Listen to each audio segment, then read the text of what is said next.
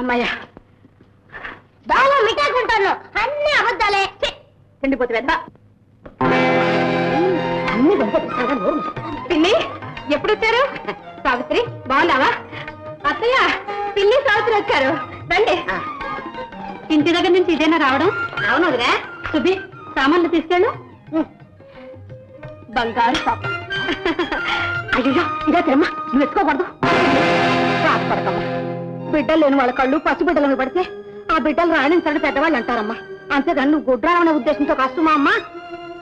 పాపిష్టి దేవుడు ఇంత మంచి కుటుంబానికి వంశం నిలబడ్డానికి ఒక్క నలిసినైనా ఇవ్వలేదు అని మా ఆయన నేను ఎప్పుడూ బాధపడుతుంటాం. మా ఆయన దేవుడు అడుగు అల్లుడు కూడా సమయానికి వచ్చాడు. ఏనాయన? ఏం లేదు బాబు, మీ మావయ్య చేత పిల్లల్ని సావిత్రిని తీసుకురమ్మని శాంతి కబుర్ చేసిందిగా, తీసుకురక్క వచ్చేసాను. అలాగా? శాంతే రమ్మన్నదన్నమాట. రమ్మన్నందుకు బాగా బుద్ధి చెప్పేవస్తాయి. సరే, నీ మనవల్ని జాగ్రత్తగా చూసుకో, ఎవరి కళ్ళు లాంటివో. శాంతి బాయ్. అమ్మా, నీకనే మాటేదో అనని మాటేదో కూడా తెలీదు. వచ్చి రాగానే శాంతకు బాగా కూడా కష్టం కలిగించావు. అయ్యో రామ్మా, ఇందులో నా తప్పే ఉంది వదినా. బిడ్డలు కాని వాళ్ళ చేతికి బిడ్డలు ఇవ్వడం తప్పు కాదు. తప్పే ఉంది దుర్గా, ఏదో చాదస్తం గాని ఈ రోజుల్లో ఆ పట్టింపులు ఎవరికీ లేవు.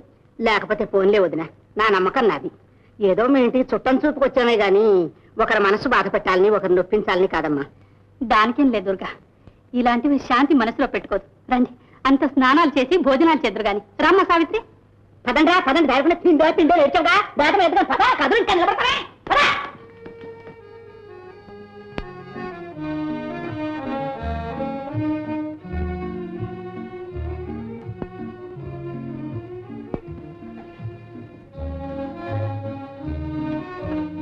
శాంతి ఇలా వచ్చావుంటమ్మా?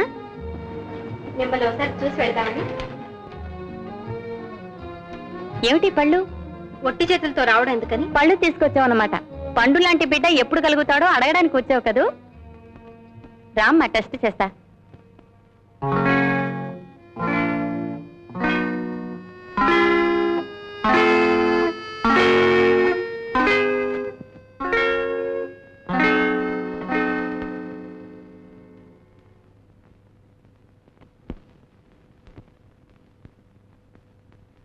డాక్టరు సలహా పాటించండి.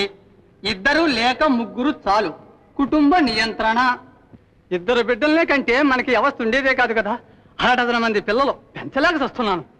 టూలెట్ ఇప్పుడు వచ్చిందా ఈ కుర్చీ? నా తప్పంటావా? ఎవరి తప్పు? నీ తప్పు. మీ తప్పు. ఆనాడు ఆపరేషన్ చేయించుకోమంటే చేయించుకున్నావా? చేయించుకోమంటే చేయించుకున్నారా అంట. ఈ భగవానుకున్నా కానీ కుర్చీ ఆడవాళ్ళని ఏమిటమ్మా ఈ గోళ? ఇదే హాస్పిటల్ అనుకున్నారా, అంగడి అనుకున్నారా? డాక్టర్ వస్తున్నారు. శాంతి, నువ్వేమీ అధైర్యపడక్కర్లేదు, వెళ్ళిరమ్మా. డాక్టర్, నా మనసులో బాధ ఎలా చెప్పాలో నాకు అర్థం కావడం లేదు.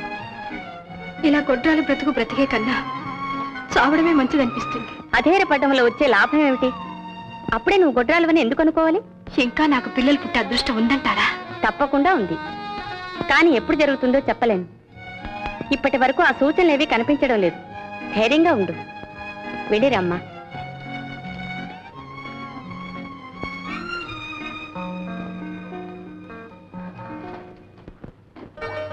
ఎక్కడికి వెళ్ళావు శాంతి? ఇందాక నుంచి నీ కోసం చూస్తున్నాను. కోర్టుకు టైం కదా. క్షమించండి, డాక్టర్ దగ్గరికి వెళ్ళాను. ఏ ఇంట్లో బాగాలేదా? బాగానే ఉంది. మరి ఎందుకు వెళ్ళినట్లు? ఊరికనే. ఓహో, అదే అమ్మకు పట్టిన చేస్తే నీకు పట్టిందన్నమాట. బిడ్డలు వద్దో అని ఏడిచేవాళ్ళు కొంతమంది అయితే, బిడ్డలు కావాలని గోల పెట్టేవాళ్ళు కొంతమంది. ఊరుకోండి, పిల్లలు లేని తల్లి బాధ మీకెలా అర్థమవుతుంది? శాంతి, ఏమిటి పిచ్చి? విశాల హృదయం గల ఆడవాళ్ళకి బిడ్డలందరూ తమ బిడ్డలే. అంతగా కావాలంటే తిండి తిప్పలేని అనాథులు ఈ దేశంలో చాలా మంది ఉన్నారు. అలాంటి బిడ్డను తెచ్చి పెంచుకో, కన్న బిడ్డలా చూసుకో. అంతేగాని పిచ్చి పిచ్చి ఆలోచనతో మనసు పాడు చేసుకో. పుణ్యం కొద్దీ పురుడు, దానం కొద్దీ బిడ్డలను ఊరికే అన్నారా? ఈనాడు పిల్లలు లేరని గింజుకుంటే అమాంతంగా పుడతారా? ఏనాడు చేసుకున్న పాపము. అత్తయ్య, కూతురు గంపెడి సంతానాన్ని కనదన్ను ఆనందిస్తే ఎవరికి అభ్యంతరం ఉండదు. కానీ అదే గొప్పతనం అనుకుని బిడ్డలు లేరని బాధపడే వాళ్ళని మరింత బాధపెట్టడం మాత్రం మంచిది కాదు. అయ్యో అయ్యో, ఇప్పుడు నేను శాంతిని ఏమన్నాను వదినా? ఏదో లోకాచారం గురించి చెప్తాను అంతేగాని. నేను లోకాచారాన్ని గురించే మాట్లాడుతున్నాను అత్తయ్య. నువ్వేం భుజాలు తడుముకోనక్కర్లేదు. కోర్టుకెళ్ళొస్తానమ్మా. చూసావటమ్మా. ఇప్పుడు ఏమైందమ్మా? అబ్బాయి అన్న మాటలో తప్పే ఉంది. ఏం సావిత్రి? అవునత్తయ్య. అయ్యి నా కర్మం కాల ముందో మాట వెనకో మాట మాట్లాడడం చేతగాని దాని గనక మన వాళ్ళే కదా అని అభిమానం కొద్దామని కానీ లేకపోతే ఈ మాయదాసం అంతా నాకెందుకు వచ్చిందమ్మా? అది బిడ్డలు కట్టినాక గడ్డలు కట్టినాక గొడ్డాలు అయితే నాకు. మా అమ్మ కదా, మా చెల్లెలు కదా, లేమ్మా భోజనానికి. వద్దన్నయ్య. వద్దని ఎవరిని ఉద్ధరిస్తావమ్మా? ఇదిగో చూడు, నేను మధుతో అంతా మాట్లాడాను. వారు కనిపించారా? కనిపించాడమ్మా, పిచ్చివాడే తిరుగుతున్నాడు. నువ్వు మాత్రం ధైర్యంగా ఉండాలమ్మా. తిండి తిప్పలు మానేస్తే ఏమొస్తుంది చెప్పు?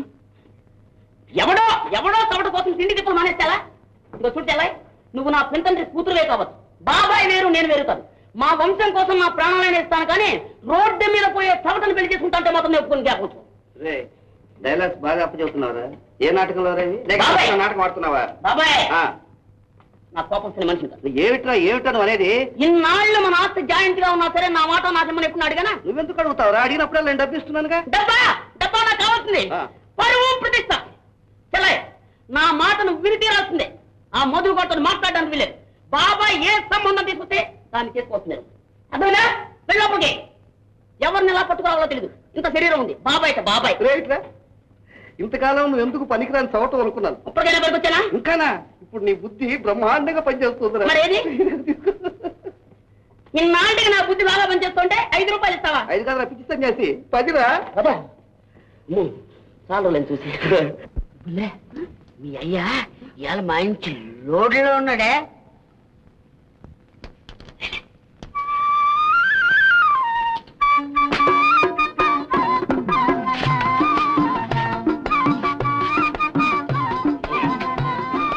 అమ్మా ప్రాణం సాలెత్తుంది కదా, కూడేటు కోటరా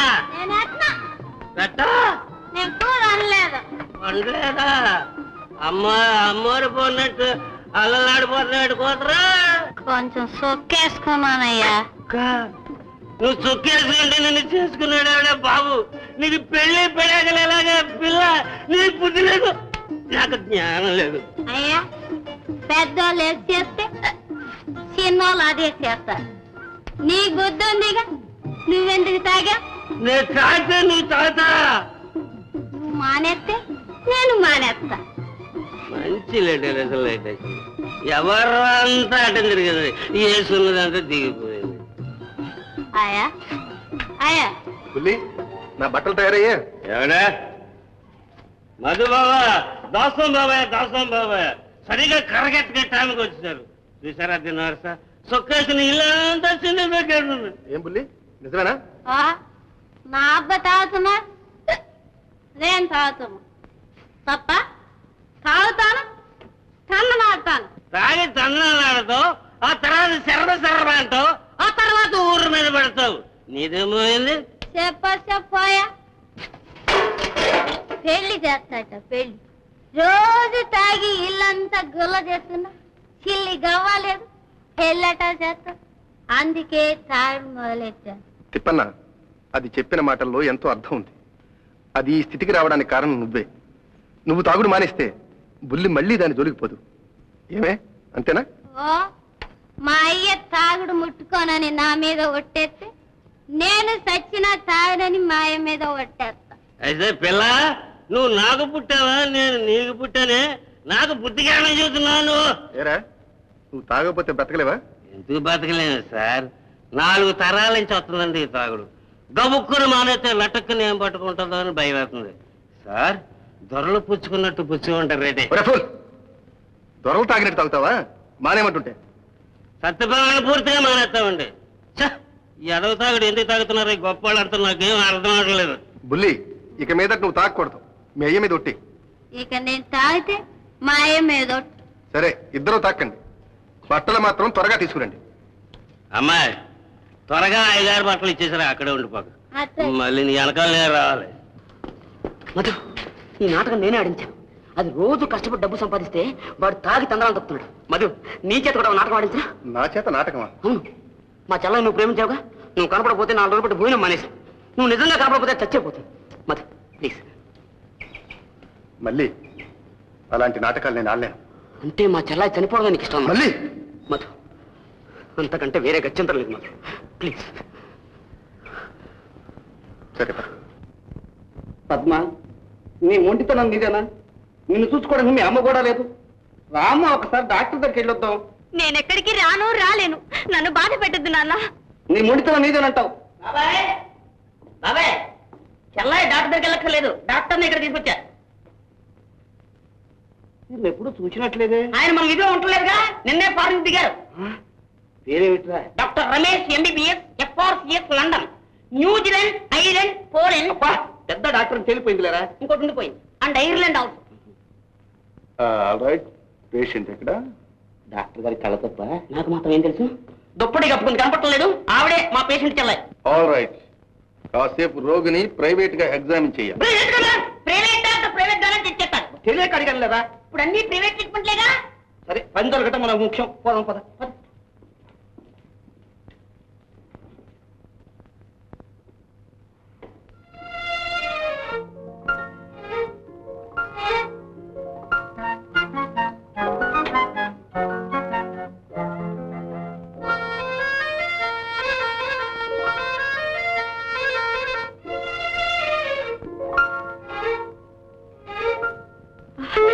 వాట్ నాన్సెన్స్.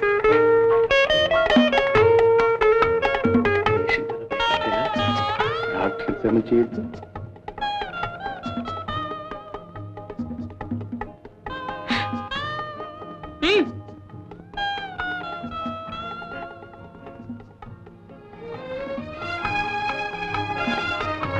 ఏమిటిది? ఎవరు?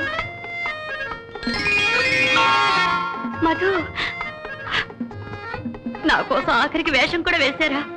వేషం వేయడం నాకు ఇష్టం లేదు, కానీ మళ్ళీ పట్టుబట్టేది. నీకు సంగతి చెప్తాను వచ్చాను. నాకు నిన్ను ఇచ్చి పెళ్లి చేయడం మీ నాన్నగారికి ఇష్టం లేదనిపిస్తుంది. జరిగింది ఏదో జరిగింది, నన్ను మర్చిపోకూడదు. మధు, పద్మ, పద్మ, మీరు లేకపోతే నేను లేను మధు. పెద్దవాళ్ళకి ఇష్టం లేకుండా మన పెళ్లి ఎలా జరుగుతుంది? ఎక్కడికైనా వెళ్ళి గుళ్ళో పెళ్లి చేసుకుంటే నువ్వు బయటపడ్డం అంత సులభం కాదు. దానికి మీరే మార్గం చెప్పాలి. మరొకసారి ఇదే వేషంలో వస్తాను, అప్పుడు ప్లాన్ నేనే చెప్తాను. అంతవరకు నువ్వు గాబరా పడవద్దు. మధు, పద్మ, ఎంత పిచ్చిగాని వైపు. మీరే నన్ను ఇలా చేశారు. ఎవడ్రా ఈ డాక్టర్ ఇంతసేపు పరీక్ష చేస్తున్నాడు? ఫారెన్ డాక్టర్ చెప్పారుగా, అంత టైం ఆయన తీసుకుంటాడు. అది మామూలు దెబ్బా. డాక్టర్ గారు వస్తున్నారు, లే బాగుండే. అమ్మాయి దెబ్బేటండి? వెంటనే ఏం చెప్పలేం, మానసిక సంబంధమైన వ్యాధి. అలా చెప్పండి మా బాబాయ్, రోజు మా చెల్లాయిని వేపు తినేస్తున్నాడు. మళ్ళీ ఏవైనా సరే అమ్మాయిని మాత్రం మీరు చాలా జాగ్రత్తగా చూడాలి. మళ్ళీ నాతో మందిస్తాను. అలా రే వెళ్ళి బీడి కొడి దగ్గర కూర్చున్నావు, మందు తీసుకుని తినగా వచ్చేసాయి. ఆ చేత్తోటే నీ ముందు కూడా తెమ్మంటావా? ఈ పూట ముందులే పోవే.